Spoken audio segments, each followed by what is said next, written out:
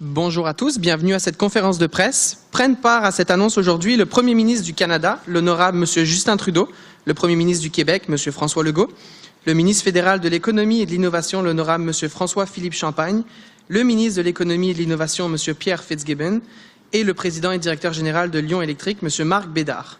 Après les allocutions, nous prendrons les questions des journalistes. Sans plus tarder, je passe la parole au Premier ministre du Canada, M. Justin Trudeau.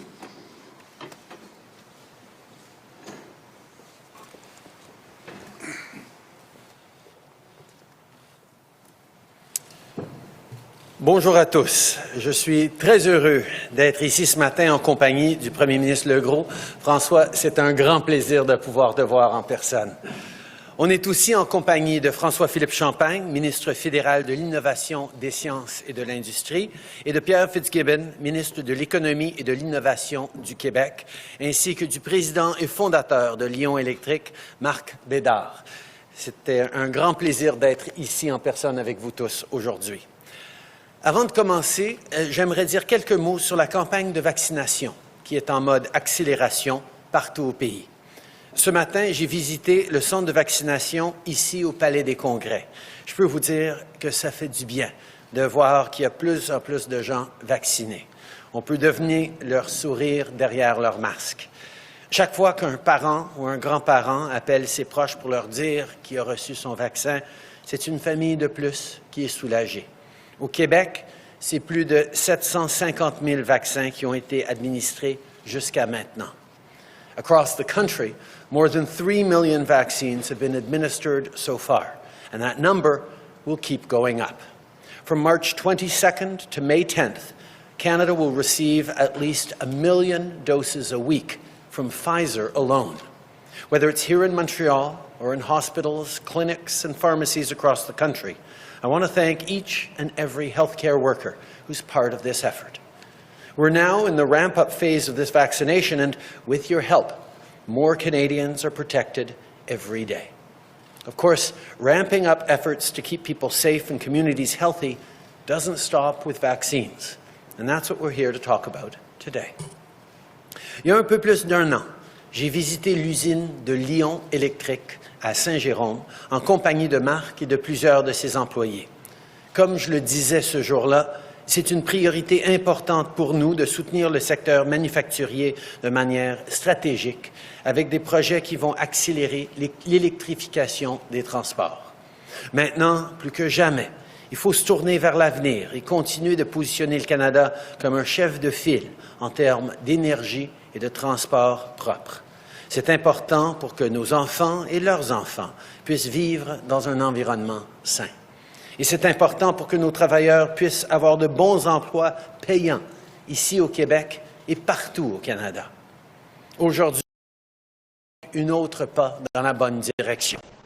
Par le biais du Fonds accélérateur Net Zéro, le gouvernement fédéral va investir près de 50 millions de dollars dans le nouveau projet d'usine d'assemblage de batteries pour véhicules zéro émission de Lyon à Saint-Jérôme. Grâce à cette usine, Lyon va devenir le premier fabricant de véhicules de poids moyen et lourd au Canada à produire ses propres batteries. 80% of the parts used by Lion Electric to build their vehicles are sourced from almost 300 Canadian suppliers. So not only will today's investment help create directly more than 285 good jobs over the next few years, it will also support the entire Canadian supply chain. And that means even more good jobs right across the country. As cities, governments, and businesses move more and more to electric vehicles, demand is growing, and it's growing fast. We're here to support that clean transition.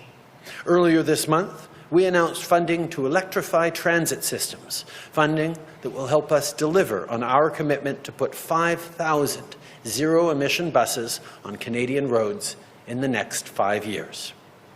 Avec les projets comme ceux-ci, et en continuant de travailler ensemble dans la même direction, on va surpasser nos objectifs pour 2030 et atteindre la cible zéro émission d'ici 2050. Quand on parle d'une relance économique qui est bonne pour les travailleurs, pour les familles et pour l'environnement, C'est exactement de ce type de projet qu'il s'agit. Avant de terminer, je veux remercier encore une fois le ministre Champagne pour son travail remarquable et, bien sûr, je veux remercier le gouvernement du Québec ainsi que Lion Électrique. Marc, tu as bâti un fleuron québécois et aujourd'hui, on peut te dire que tout le pays est derrière toi, tes employés et toi. En mettant l'innovation au cœur de notre relance, on va rebâtir une économie plus propre et plus prospère pour tout le monde. Merci tout le monde et je suis très heureux de céder maintenant la parole au premier ministre Legault. François.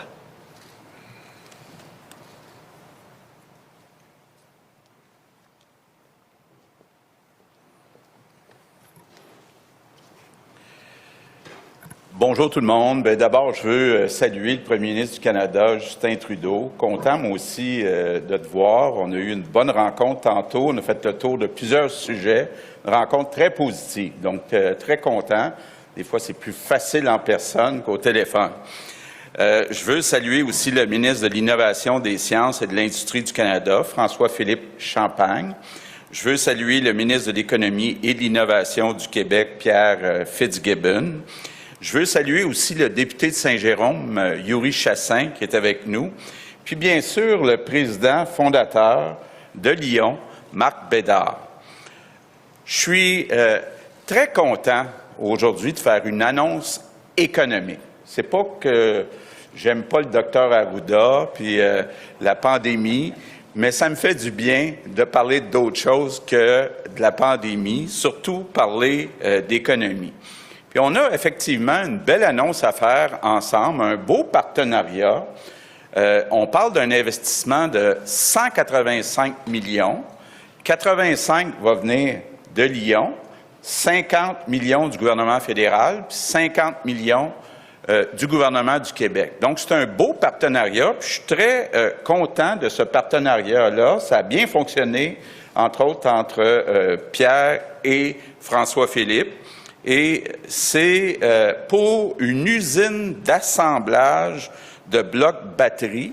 Ça va créer à Saint-Jérôme 135 nouveaux emplois. Ça va permettre aussi de consolider les 465 emplois qui sont déjà chez Lion à Saint-Jérôme.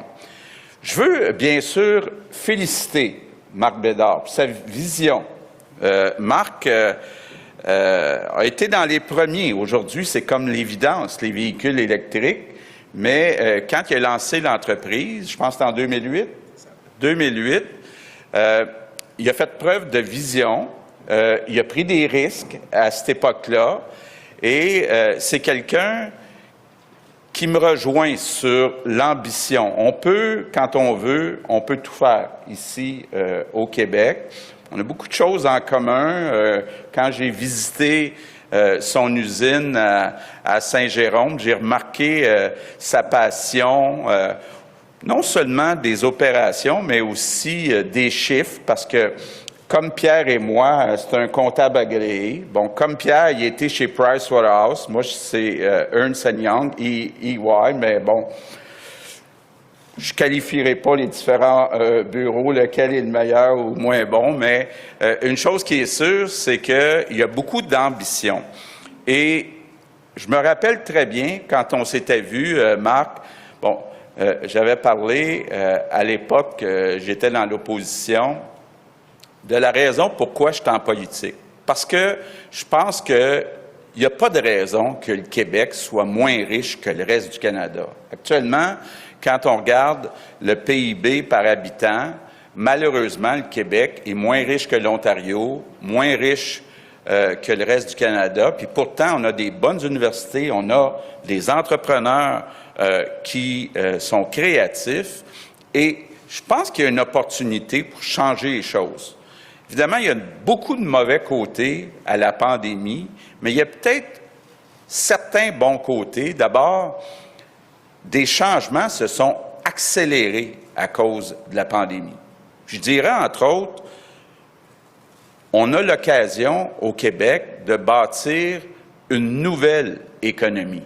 Une économie d'abord verte, puis on a la chance au Québec d'être les champions de l'électricité. Donc, notre énergie vient de l'électricité. Donc, nous, on a tout avantage à transférer du pétrole vers l'électricité. Donc, c'est ce qu'on fait avec les autobus, les camions électriques.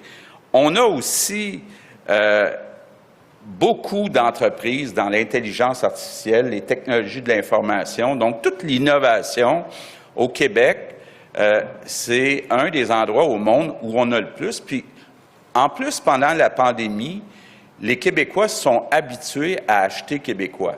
Donc, tout ce qu'on est capable de fabriquer au Québec, bien, ça va être beaucoup plus facile de trouver des acheteurs au Québec. Et, par contre, Lion ne va pas seulement fabriquer pour le Québec. Cette année, on prévoit 650 véhicules électriques qui vont être fabriqués, des autobus, des camions, pour des grandes entreprises comme Amazon, comme le Canadien national. Puis Marc prévoit que d'ici 2023, on va en fabriquer 2500 par année. Puis l'entreprise devrait monter jusqu'à 1300 employés. Évidemment, ceux qui suivent un peu les finances puis l'économie savent que bientôt Lion va aller à la bourse, mais va garder son contrôle québécois. Ça, je suis très content que ça soit une priorité pour Marc. Il faut comprendre qu'aujourd'hui, l'idée, c'est de mettre en place une usine d'assemblage de batteries. Donc, évidemment, c'est une constituante importante des véhicules électriques. Cette usine-là va pouvoir permettre de mieux contrôler la qualité des batteries puis le coût des batteries. Donc, s'assurer aussi que Lion reste très compétitive avec ses compétiteurs partout dans le monde. Puis on le sait, c'est en forte croissance. Il y a de plus en plus d'entreprises dans le monde qui veulent avoir des camions électriques. Il y a de plus en plus de villes dans le monde qui veulent des autobus électriques. Donc, c'est un marché là immense qui va maintenant être disponible pour cette belle entreprise québécoise. Pierre vous en parlera tantôt, mais on est en train aussi, au gouvernement, de mettre une chaîne qui part du lithium puis des minéraux stratégiques jusqu'à la batterie et jusqu'aux véhicules électriques. Donc, on va être capable de tout faire ça ici au Québec. Je termine en vous disant, j'ai le goût de lancer un appel à tous les entrepreneurs de dire, on a au Québec modifié la façon de fonctionner d'Investissement Québec. On a un outil maintenant qui est prêt à vous accueillir, vous répondre rapidement, être prêt à prendre des risques. Donc, on en parle entre autres dans les médias ce matin, mais les fameux prêts pardonnables, bien, c'est gagnant-gagnant.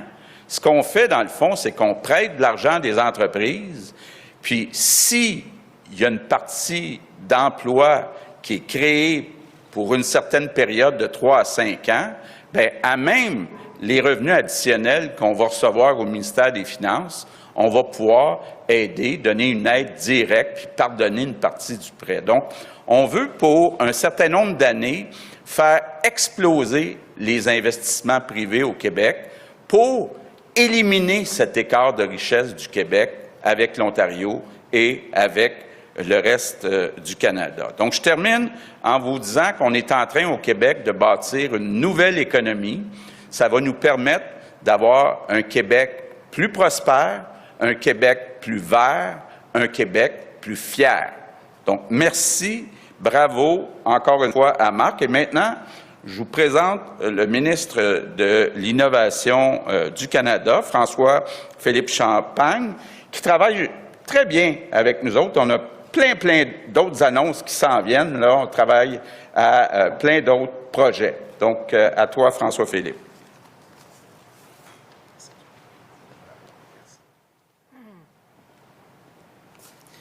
Merci, Monsieur le Premier ministre, pour vos mots généreux. C'est un grand plaisir d'être ici. D'abord, bonjour à tous et à toutes. Merci à tous ceux et celles qui se joignent à nous, particulièrement aux travailleurs de Lion Électrique qui, je pense, M. Bédard, doivent tous être là à nous regarder. Je pense que la productivité ce matin va réduire un peu pendant la conférence de presse parce que les gens vont nous regarder, j'espère. Messieurs les premiers ministres, c'est évidemment un honneur de pouvoir être avec vous ce matin. Monsieur le ministre, j'allais dire cher Pierre, avec qui on échange surtout durant le week-end, hein, Pierre? C'est là où on se parle le plus souvent, c'est le samedi et le dimanche. Et certainement, Monsieur Bédard, ben écoutez, on est ici grâce à vous. Si vous n'étiez pas là, on serait clairement pas là ce matin. Alors, merci de votre entrepreneuriat. Moi aussi, comme les premiers ministres, j'ai eu la chance d'y aller. Je sais qu'à chaque fois que j'y vais, ça retarde la productivité aussi parce qu'on parle à beaucoup de monde sur la chaîne, mais c'est toujours un grand plaisir. Un grand plaisir d'être ici aujourd'hui pour souligner, les premiers ministres le disaient, un investissement stratégique majeur. Je pense que c'est ça qu'il faut retenir ce matin, qui va faire du Canada un chef de file de la production de véhicules électriques à batterie. En d'autres mots, moi, je me dirais, on se donne les moyens de nos ambitions. Je pense que c'est ça que vous avez entendu jusqu'à date, c'est l'ambition qu'on a au pays, ici aussi au Québec, c'est d'être un chef de file. Et ce matin, on se donne les moyens. Alors, on le sait, l'avenir est clairement tourné vers le développement durable, y compris, bien sûr, la mobilité durable. Partout dans le monde, hein, on le constate, de nombreux pays font des changements climatiques un volet prioritaire de leur relance économique. Et bien évidemment, il en va de même ici, chez nous, au Canada. À cet égard, on peut dire que l'annonce d'aujourd'hui est un bel exemple de comment les gouvernements passent de la parole aux actes. Nous reconnaissons que l'électrification des transports est un levier majeur pour atteindre à la fois nos objectifs économiques, nos objectifs climatiques et bien évidemment nos objectifs sociaux. C'est maintenant qu'il nous faut agir pour tirer notre part de ce marché que je dirais croissant et prometteur, qui est celui de la mobilité durable. Et c'est pourquoi nous sommes tous fiers, évidemment, d'être ici aujourd'hui, de savoir que l'annonce d'aujourd'hui va permettre à Lyon de passer à une prochaine étape qui va être très importante dans sa croissance. Recently, we have seen vehicle manufacturers invest more and more in electric cars, buses, and trucks. Like us, they clearly see where the world is going. This is why we are working closely with companies like Lion to position Canada as a leader in this growing market, to sustain the job of today and create the jobs of tomorrow. Because we all know that the future is undeniably green and clean. Au cours des 10 prochaines années, on prévoit que la production de véhicules électriques sera multipliée par 20. Et le Canada est dans une position, on l'a entendu plus tôt, enviable face à cette transformation que je qualifierais d'historique. En effet, nous avons tout pour réussir dans ce domaine d'avenir. D'abord, une main-d'œuvre diversifiée, spécialisée et hautement qualifiée. Des richesses naturelles qui sont critiques et essentielles à la fabrication des véhicules électriques. Une économie qui est axée sur l'excellence scientifique et l'innovation. Et finalement, des accords de libre-échange qui nous donnent un accès préférentiel à près d'1,3 milliard de consommateurs à travers le monde. Synonyme d'innovation et d'audace entrepreneuriale, Lion sera en effet le tout premier constructeur canadien de véhicules de poids moyen et lourd à se doter d'une installation ultramoderne de fabrication automatisée de batteries. Je le répète, le tout premier au Canada, ça se passe ici, chez nous au Québec, à Saint-Jérôme. On parle donc de batteries qui seront fabriquées au Québec, qui feront rouler des camions et des autobus scolaires qui sont faits au Québec. À cette installation s'ajoutera un centre d'innovation et de recherche en développement dont Marc va certainement nous parler un peu plus en détail plus tard. Je tiens d'ailleurs à souligner que l'engagement de l'entreprise est à investir plus de 10 millions de dollars dans la recherche et le développement et d'étendre sa chaîne d'approvisionnement ici au Canada. En terminant, Je tiens à remercier Marc et son équipe pour votre fibre entrepreneuriale et nous faire rêver. Je veux aussi saluer l'ensemble des travailleurs de chez Lion qui, je pense, sont avec nous de façon virtuelle et certainement nos partenaires du gouvernement du Québec. Et je voulais dire en particulier Pierre, avec qui, comme les premiers ministres le disaient, on travaille main dans la main pour faire avancer les dossiers rapidement. En terminant, je dirais ensemble, saisissons l'opportunité, soyons ambitieux et tournons-nous vers un avenir qui sera définitivement plus vert, plus résilient et plus prospère. Sur ça, je cède maintenant la parole à mon collègue, le ministre Fitzgibbon, ministre de l'Innovation du Québec. Merci.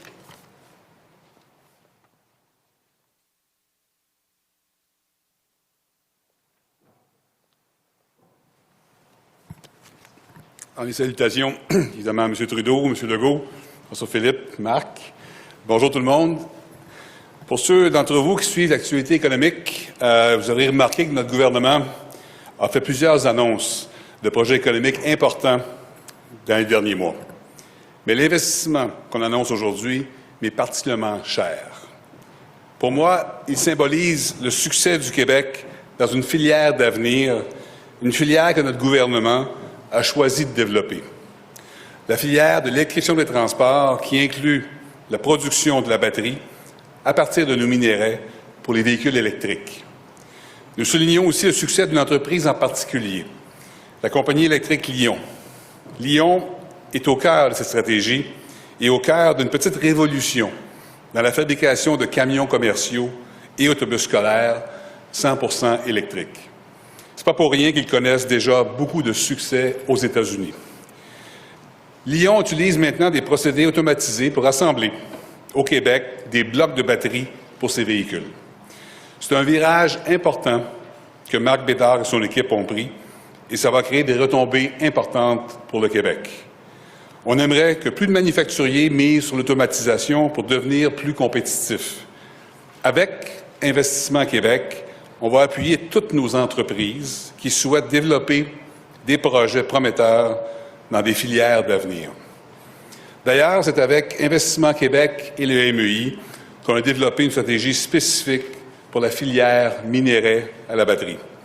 On trouvait ça porteur, on pensait qu'on avait tout ce qu'il fallait et on s'est doté d'une équipe dédiée pour faire croître les entreprises d'ici et inciter les entreprises étrangères à investir ici au Québec.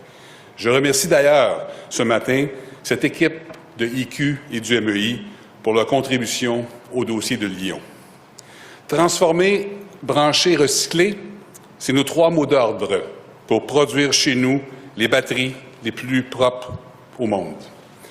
On a tout ce qu'il faut pour devenir un important producteur de composantes et on sera bientôt un assembleur de batteries pour véhicules électriques commerciaux. On a le territoire le mieux pourvu au pays en matière de minéraux stratégiques comme le lithium, le graphite et le nickel. Ces minéraux sont utilisés dans la fabrication des batteries qui alimentent les voitures et camions électriques. En plus, on va les exploiter, nos ressources, et de façon durable. On a aussi un écosystème de recherche de pointe sur la chimie des batteries. On a l'expertise de nos entreprises du secteur de l'électrification. En plus de Lion, vous connaissez sûrement Dana TM4, Adénergie, Taiga, Ledartec et FNCO. Mais il y en a plusieurs autres. On a surtout notre hydroélectricité propre et renouvelable pour fabriquer et alimenter des batteries avec la plus faible empreinte carbone au monde. En plus, on est tout proche de grands constructeurs automobiles et d'usines qui intègrent les composantes des batteries. En plus, on va recycler nos batteries en utilisant des technologies de pointe comme celle de recyclage lithium basée ici à Montréal. La filière que nous sommes en train de constituer est un véritable modèle d'économie circulaire. Aucun endroit dans le monde ne présente cette combinaison d'avantages stratégiques. Si on joue bien nos cartes, on peut être des leaders mondiaux dans ce marché d'avenir. Je remercie également le support de l'équipe de François-Philippe. Les équipes gouvernementales ont travaillé en étroite collaboration et on va vous convaincre de répliquer cette collaboration dans une multitude d'autres projets pertinents à cette filière. En terminant, Je veux faciliter toute l'équipe de Lyon, Marc en particulier. Votre savoir-faire fait rayonner le Québec à l'international. Je vous souhaite un franc succès dans la construction de votre usine. Merci et je passe la parole maintenant à Marc.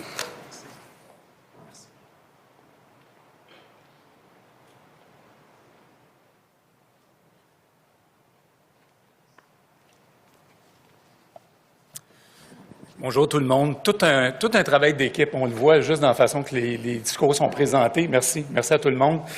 Messieurs les premiers ministres Trudeau, Legault, messieurs les ministres Champagne et Fitzgibbon, merci. Merci à vous et merci à vos équipes également. Des équipes extrêmement efficaces. Et merci pour votre investissement financier, évidemment, mais surtout pour votre confiance en Lyon et pour votre leadership en électrification des transports. Merci de permettre à Lyon, au Québec et au Canada de continuer à se positionner comme un leader en Amérique du Nord, mais également au niveau mondial. Les batteries sont au cœur des véhicules électriques et représentent une des composantes les plus importantes, pour plusieurs raisons. On le mentionnait auparavant, la batterie peut représenter un coût extrêmement important, jusqu'à 40 % du coût d'un camion ou d'un autobus électrique. C'est énorme. Et c'est aussi la batterie qui détermine l'autonomie du véhicule, donc le kilométrage qui peut être effectué. Et ses performances aussi dans des températures très froides ou également très chaudes. La batterie est lourde, également très lourde, prend beaucoup de place sur un véhicule. Donc, son volume et sa dimension sont des éléments vraiment importants avec lesquels il faut composer. Aujourd'hui, avec notre nouvelle usine, Lyon se positionne afin de contrôler tous ces éléments et beaucoup d'autres également, afin de permettre aux opérateurs d'avoir accès à des véhicules parfaitement adaptés à leurs besoins.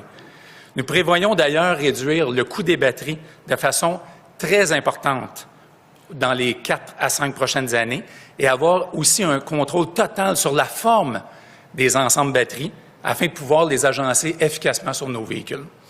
Nous allons aussi avoir un laboratoire de tests. M. Champagne en faisait référence dans le centre d'innovation qui va nous permettre de tester les cellules reçues afin de s'assurer de leur qualité et aussi, de façon continue, de tester tous nos produits finis sur une base régulière. La sécurité, il n'y a jamais de compromis, évidemment, sur la sécurité. Tout ce qui arrive présentement, ce n'est pas le fruit du hasard. Ça fait longtemps qu'on travaille là-dessus. Je dirais que Lyon, le Québec et le Canada ont mis la table depuis des années pour ce projet. Tout d'abord parce que la volonté d'électrification des transports est véritablement devenue une priorité au Québec et au Canada. Merci à nos gouvernements et merci aussi à des pionniers tels que Karim Zaghib, tels que Daniel Breton avec Mobilité électrique Canada, également Propulsion Québec avec Sarah Hood. Ces gens-là appuient sans cesse les projets d'électrification des transports. Du côté de Lyon, ce n'est pas un hasard non plus, hein? Ça fait longtemps qu'on s'y prépare. Et nos employés sont motivés et ils s'investissent sans arrêt afin de lancer sur nos routes des véhicules électriques de grande qualité, en toute sécurité. Donc, merci à tous les employés de Lyon. M. Champagne disait qu'il y a peut-être moins de productivité ce matin, mais on est très efficace quand même, hein? En fait, ça fait 10 ans qu'on travaille avec acharnement sur l'électrification des transports lourds et semi-lourds chez Lyon. On a produit nos premiers ensembles batteries il y a déjà 7 ans. On a développé plusieurs technologies, comme par exemple notre propre système de gestion de la batterie, le BMS, il y a déjà plusieurs années. Et nous collectons beaucoup d'informations sur nos véhicules qui sont sur la route présentement. On a présentement plus de 300 véhicules électriques sur la route qui sont utilisés dans toutes sortes de conditions climatiques et qui ont parcouru plus de 10 millions de kilomètres déjà. Et nous avons une communication constante avec les opérateurs, des vrais experts, afin de mieux comprendre, toujours mieux comprendre leurs besoins. Aujourd'hui, donc, nous sommes très bien équipés pour entreprendre cet ambitieux projet. Laissez-moi maintenant vous expliquer très brièvement ce que nous allons faire dans notre nouvelle usine. Donc, une batterie de véhicules électriques est composée de cellules. On prend ces cellules qu'on monte en modules, plusieurs modules avec beaucoup de composantes pour former ce qu'on appelle un ensemble batterie ou un pack batterie. Présentement, nous produisons nos propres packs batteries à partir de modules qu'on achète de fournisseurs externes. Dans notre nouvelle usine, nous allons maintenant produire nos propres modules batteries. C'est tout un pas en avant à partir de cellules qu'on va acheter de manufacturiers de cellules. Et j'espère de manufacturiers de cellules québécois, canadiens, possiblement dans les prochaines années. Et nous allons également avoir plusieurs dimensions de pack batterie selon les utilisations. Notre usine va être hautement automatisée, comme le mentionnait le premier ministre Legault. Nous prévoyons en fait produire un module à toutes les 11 secondes et un pack batterie à toutes les 5 minutes. Ça va vite. Avec une capacité de production de batterie de 5 gigawattheures par année, Lyon pourra électrifier environ 14 000 véhicules lourds et semi-lourds par année, comme les véhicules que vous voyez en ce moment, donc un autobus scolaire et un camion de type de classe 6. Et on prévoit que l'usine va être pleinement opérationnelle dès le début de 2023, donc d'ici moins de 2 ans. L'usine va être adjacente au centre d'innovation qu'on mentionnait. Pourquoi un centre d'innovation? On va rassembler sous un même toit notre équipe de recherche et développement. On est rendu au-dessus de 150 et on engage à chaque semaine. Dans un environnement qui est hyper stimulant pour favoriser l'innovation, dépasser les limites au niveau des performances de la batterie, mais aussi au niveau des performances des véhicules, de l'autonomie et du stockage d'énergie aussi. Et tout ce génie est développé ici même. Et tous les véhicules pourront être essayés également à notre centre d'innovation par des opérateurs qui pourront analyser les différentes infrastructures de recharge, par exemple, et aussi maîtriser des fonctionnalités telles que la recharge bidirectionnelle. Les impacts positifs d'un tel projet sont nombreux et c'est en fait tout l'écosystème local en électrification des transports qui va en bénéficier. On parle de création d'expertise locale, de création de fournisseurs locaux. On en a déjà beaucoup, mais pourquoi pas beaucoup plus pour une multitude de composantes. Déjà, on ressent aujourd'hui les impacts de l'électrification des programmes des transports, sur les programmes universitaires, sur la formation des conducteurs et des mécaniciens, également dans les centres de formation spécialisés, et aussi pour le choix de carrière de nos jeunes. Plusieurs jeunes dans la vingtaine aujourd'hui qui sont grandement inspirés par les véhicules électriques. Tout ceci aurait été absolument impossible sans la vision de nos gouvernements et sans leur important support. Aujourd'hui, c'est beaucoup plus que la construction d'une usine de batterie qu'on annonce. C'est l'affirmation et la concrétisation du positionnement stratégique d'un écosystème électrique qui va bénéficier à notre économie, mais aussi à notre environnement pour plusieurs générations à venir. Merci beaucoup. Merci beaucoup. Nous allons maintenant passer à la période de questions. On va se limiter, s'il vous plaît, à une question par journaliste, uniquement sur le sujet du jour également. On va débuter par les questions en français. On va aller avec Maxime Bertrand de Radio-Canada. Bonjour, messieurs. Ma question s'adresse à M. Bédard, M. Fitzgibbon aussi, et les autres qui veulent répondre. Puisqu'il s'agit du sujet, M. Fitzgibbon, vous parliez d'une filière du lithium. Or, il me semble qu'elle ne sera véritablement autonome que lorsqu'on pourra confectionner les cellules batteries. Et M. Bédard me disait qu'il s'approvisionnait notamment en Asie. Alors, à quand ce jour-là? Écoutez, l'analogie que je pourrais faire, c'est qu'on est en train de construire un pont à partir des 2 berges. On a d'une part nos minéraux, avec le lithium, le graphite, on a des projets qu'on a annoncés. Et on a l'assemblage de batterie. Évidemment, ce qu'il faut faire, c'est les composantes, l'anode, la cathode. Il faut faire aussi la cellule, le cellulier. Donc, on a, pendant qu'on se parle, une équipe multidisciplinaire qui travaille dans le monde pour trouver des partenaires. On va travailler avec François Philippe au niveau du fédéral. Donc, on construit la chaîne d'approvisionnement au même moment. Parce que c'est une course. Le monde s'électrifie et on pense qu'au Québec, notre circuit, notre chaîne d'approvisionnement courte des minéraux à la batterie peut nous donner un avantage comparatif. Donc, on travaille tous les morceaux en même temps. J'aimerais poser une question sur un autre sujet, si possible.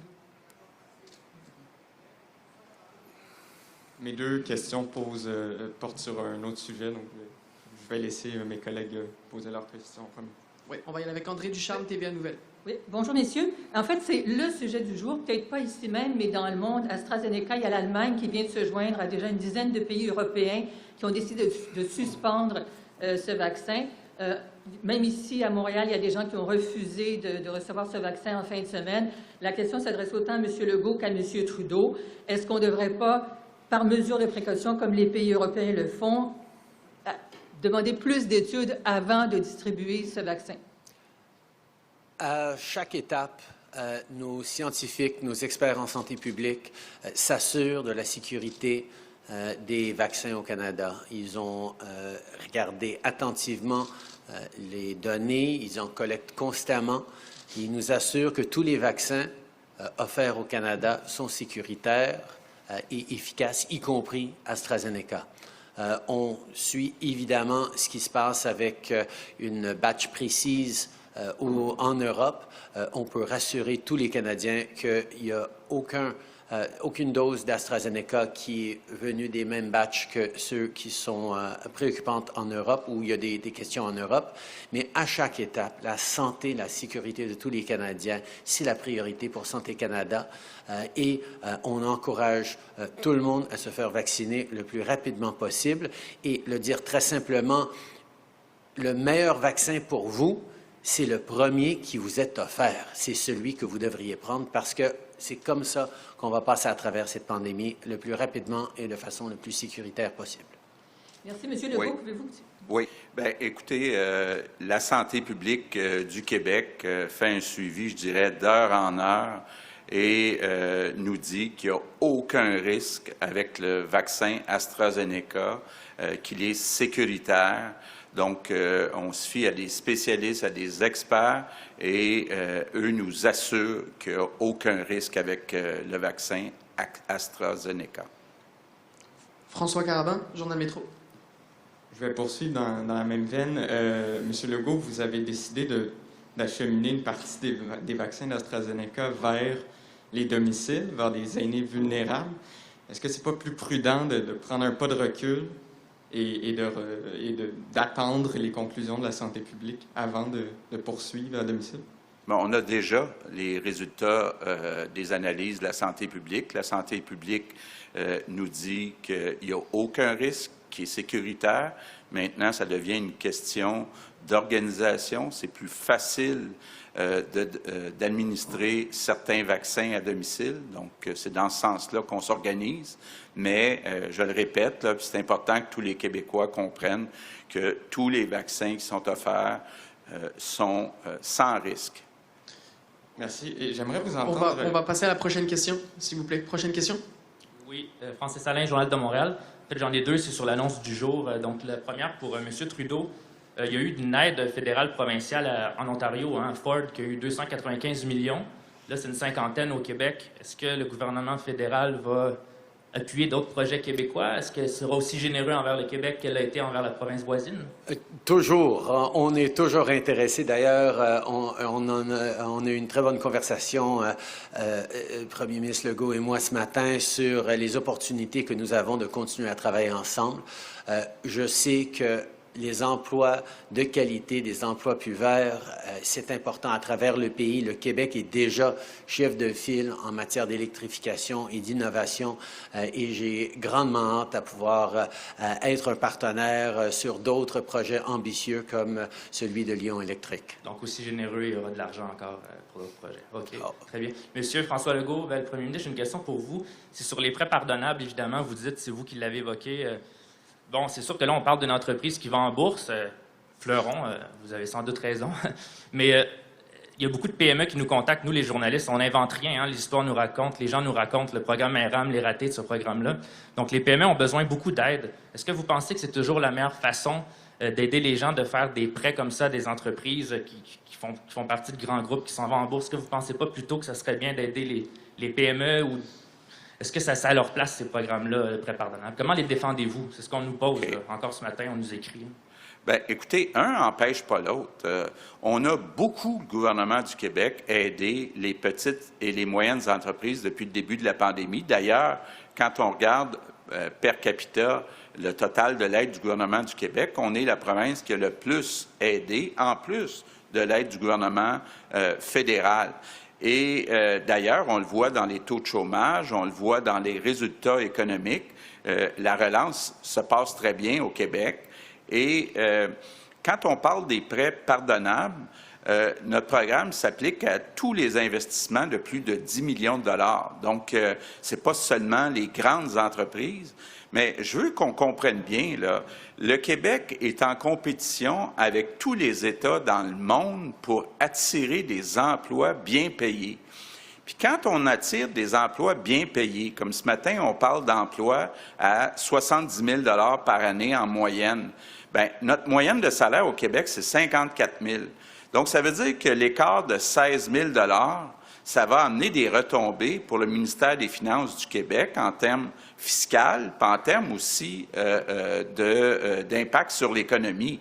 Donc, ce qu'on fait indirectement, c'est qu'on vient dire à des entreprises, une partie du prêt qu'on vous fait va être pardonnable, donc va devenir une subvention, en autant que pendant 5 ans, vous créez un certain nombre d'emplois à un salaire plus élevé que le salaire moyen au Québec. Je vous donne un autre exemple. Quand je disais qu'il faut éliminer l'écart de richesse entre le Québec puis l'Ontario, puis entre le Québec puis le reste du Canada, si le Québec avait le même revenu par habitant que l'Ontario, le gouvernement du Québec aurait des revenus de 10 milliards de dollars par année de plus. Donc, qu'on prenne une partie de cet argent-là pour aller inciter des entreprises à investir davantage au Québec pour créer des emplois payants, c'est gagnant-gagnant. C'est gagnant pour l'entreprise, puis gagnant pour le Québec. On va y aller avec la presse. Oui, bonjour. Messieurs Legault et Trudeau, bon, ça fait un peu plus d'1 an que vous vous êtes pas rencontrés en personne, puis je me demandais si... est-ce que vous avez eu l'occasion de discuter de tous les sujets, des revendications des provinces au sujet de l'augmentation des transferts en santé et également la demande d'Ottawa d'adoption de normes fédérales en matière de soins de longue durée? Merci. Je peux commencer. Oui, on a eu une bonne discussion sur tous ces sujets-là, puis j'ai senti que c'était une bonne rencontre, et puis on avance ensemble. Oui, sur les grands enjeux, on est tout à fait alignés. On veut que nos aînés, que nos citoyens aient les meilleurs soins de santé possibles, pas seulement au Québec, à travers le pays, mais nous, au fédéral, on respecte et on reconnaît les champs de compétences. On reconnaît l'expertise du Québec dans la livraison des systèmes de santé. Mais sur ça et sur bien d'autres enjeux, on est là pour travailler en partenaire, pour collaborer, pour aider les citoyens, pas seulement dans le système dans la crise sanitaire, mais aussi dans le développement économique. Et c'est pour ça qu'on va toujours travailler ensemble. Et on a eu une très bonne rencontre ce matin. Julien Arsenault, La Presse canadienne. Oui, bonjour. Peut-être sur le sujet du jour, savoir le prêt pardonnable pour Lyon, quel est le pourcentage qui pourrait se transformer en subvention, puis aussi voir pour la contribution du gouvernement fédéral, si c'est bien une contribution non remboursable ou s'il y a des conditions rattachées à ça. Je vais commencer peut-être pour le Québec.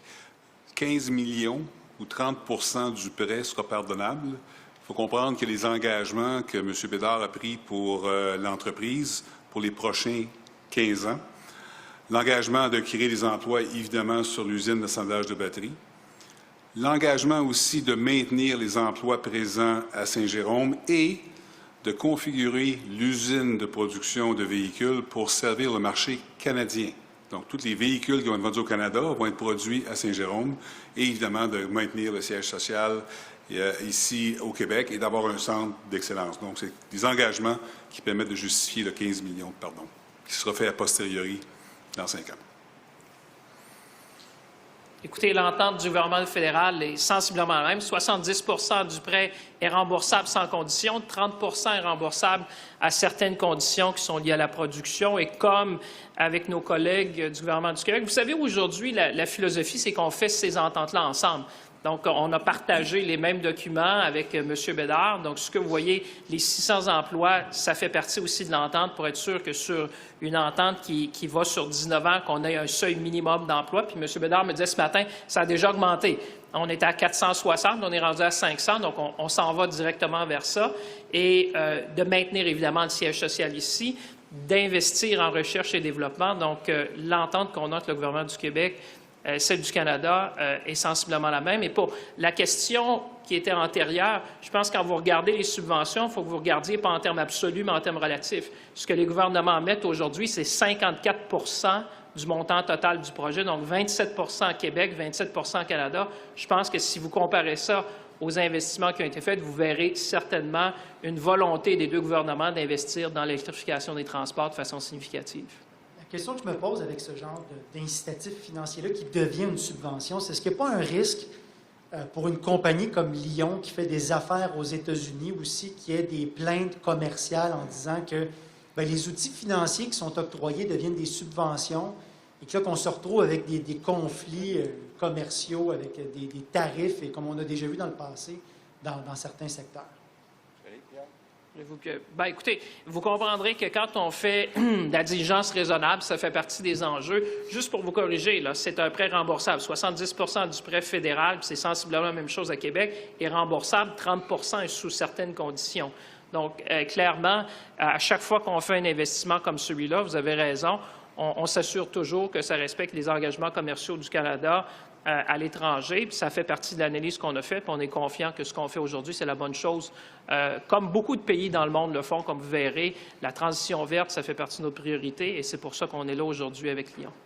Et si je peux ajouter, dans mes conversations avec le président Biden au cours des derniers mois, on a souligné l'intérêt de travailler ensemble sur les chaînes d'approvisionnement, y compris sur les batteries électriques. On sait que, oui, on est pris avec beaucoup de production en Asie ces jours-ci, mais le Canada et le Québec ont des minéraux critiques qui peuvent créer des batteries ici au Canada. Et on est très intéressé, comme l'a souligné le ministre Fitzgibbon, à développer ces chaînes-là. Et les Américains sont très intéressés de pouvoir acheter ces batteries du Canada potentiellement et pas nécessairement de l'Asie. We'll now switch to English. We'll start with Tim Sargent from Global News. Hi, good morning. I have one question for Mr. Bedard and then one for Premier Legault. Mr. Bedard, I just want to know, how do you see this new plant that's going to be created changing the transportation industry in Quebec and in North America with the creation of this new plant to manufacture these electric batteries? How do you see this moving the transportation industry forward in the future? It will. It will. I mean, we can do 2,500 units in Saint-Jérôme right now, and we will expand this manufacturing capacity as well. So with this battery plant with a manufacturing capacity over 5 gigawatt hour, I mean, it will change a lot of things. First of all, I mean, the cost of the batteries will be a lot cheaper. And, well, you know, one of the challenge right now is the sticker price, right? And since the price of the batteries will be cheaper, it will be more accessible to a lot of companies. The total cost of ownerships works very well already, and from a cost standpoint, it will be great. Also, we are getting agnostic to the cell supplier by doing that, so we can introduce any cells being made in Quebec and Canada, and again, I think it's going to help the accessibility of the electric trucks and buses in Canada. And Mr. Premier, on the vaccines, with the number of vaccines being administered from Ottawa to the provinces, and now with the in Quebec, Montrealers can make the reservations online to go to their pharmacies. How much faster do you anticipate accelerating the administration of the doses into the arms of Quebecers? Is it going to go ramp up even faster than it currently is? It will ramp up. We are ready to receive the number of doses that have been promised by the federal government. We're ready to administer them as soon as we receive them, within a week. And we expect that in the next month, we'll be able to vaccinate all people of 65 years old and more. So it will change completely the big picture, and it will permit us to open more our economy and also our society. And anything on today's announcement? What do you see this for the future of Quebec on the announcement today with the new investment for the plant? Because I haven't heard you say anything in English about the investment for the new plant to build these electric batteries. How is this going to push Quebec forward reducing greenhouse gas emissions? Okay. I think that first, we're very proud to say that when you take the 60 states and provinces in North America, Quebec is first. We have the lowest greenhouse gas per capita in all North America. But we're not happy with that. We want to be better. And as you know, we have the large majority of our energy coming from electricity. We don't produce oil in Quebec. So economically, every time we switch from oil to electricity, we win economically, not only for the environment, but economically. And right now, I really want that we be a major player in buses, trucks, and also train and tramways. Because don't forget that in the deal to sell Bombardier Transport to Alstom, first, the Caisse de dépôt is now the largest shareholder of Alstom, and we also have an agreement that the headquarters of Alstom will be in Quebec for all North America, which means that in the United States, they don't have somebody producing train and tramways. There's a big one in Germany, Siemens. There's one in China. But I think it's about time that we have our own companies making train and tramways in North America. So there's a huge opportunity to develop collective transportation starting from here in Quebec for all North America. Next question. Good afternoon or morning. So, Mr. Trudeau, you saw this vaccine site earlier today. Now, you're relatively young, healthy, I imagine. You're also an essential worker. When do you plan to get vaccinated? I was just talking with Premier Legault earlier about how good it felt for both of us to see our mums get vaccinated last week. My priority, I think all Canadians' priority, is seeing people who are vulnerable getting vaccinated as quickly as possible, and that's certainly what Quebec has been leading on right across the country. We've seen tremendous numbers of elderly, of Indigenous communities, of frontline workers getting vaccinated. But as François pointed out, over the coming weeks, we're going to be receiving more than 1 million vaccines a week into Canada. Vaccinations are going to ramp up across the country, and more and more essential workers are going to be able to get vaccinated. I'm focused on getting vaccines for as many Canadians as possible, as quickly as possible. I'm not overly focused on when my turn will come. When it comes, I will gladly get vaccinated, but I will wait my turn. You mentioned in response to another question your conversations with President Biden in the United States. Have you had any discussions with him or any other leaders about loosening border restrictions?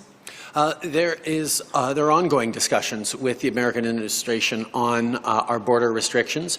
We know that the first priority will always be ensuring the safety and security of our citizens, while at the same time ensuring the flow of goods across our border. $2 billion worth of goods every day flow across that border, and it was really important even when we brought in those original restrictions back in March a year ago that the flow of goods not be interrupted. And that's exactly what we've seen, but we're all eager to be able to travel again. It was very exciting for me to be able to come to Montreal for this announcement this morning, but I think we're all going to wait patiently until such a time as the health situation allows us to loosen border restrictions internationally. That'll be eventually, but not for today. Next question, CBC News.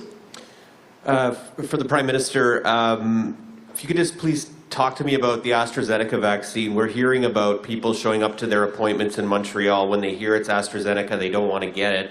What's your message to people who are worried about getting this vaccine? Health Canada and our experts and scientists have spent an awful lot of time making sure that every vaccine approved in Canada is both safe and effective.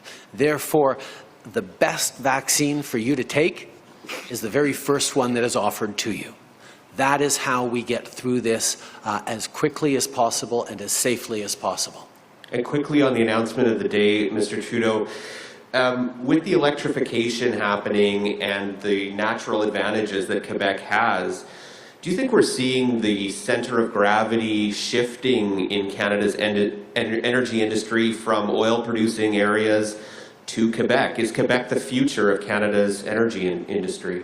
I think Canada's energy industry is going to find its future right across the country. There's no question that Quebec has long been a leader in electrification and in the kind of green jobs and green leadership that we've seen and that the Premier has talked about. But we know that the expertise in energy that exists right across the country, particularly in Saskatchewan and Alberta, is going to be essential as we transform our economies, as we transform our energy mix. That's why the federal government has been investing in partnership with provinces right across the country on innovations and investments to support workers as we move towards a greener future.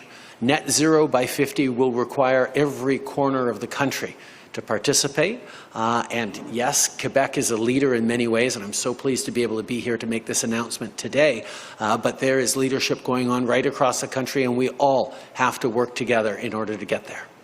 I would add also that there's something to remember. We already export some energy, clean energy, to Massachusetts and New York. So that's why we say and we see Quebec as the green battery of North America.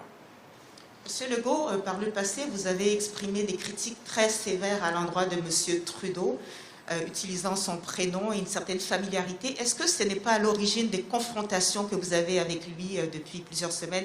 Évidemment, vous avez dit tout à l'heure que de vous voir de visu, ça aidait les choses, mais nonobstant.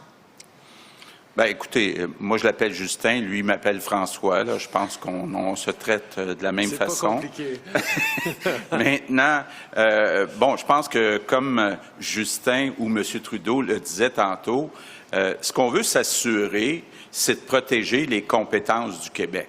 Donc, oui, on demande plus de financement en santé de la part du gouvernement fédéral, mais on veut quand même protéger les compétences du Québec. La santé, c'est un champ de compétences des provinces.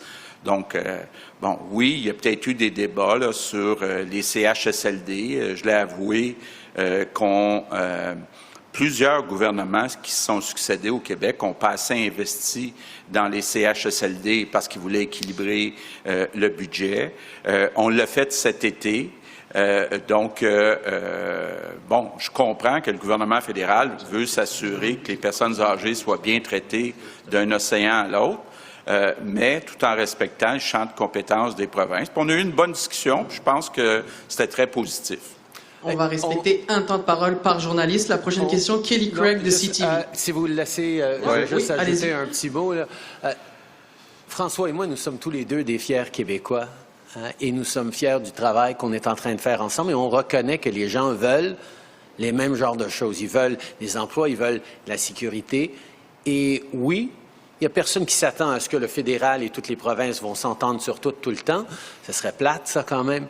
Mais ils s'attendent à ce qu'on travaille ensemble de façon collaborative, qu'on cherche à livrer le meilleur pour les citoyens d'un océan à l'autre. Et c'est exactement ce qu'on est en train de faire.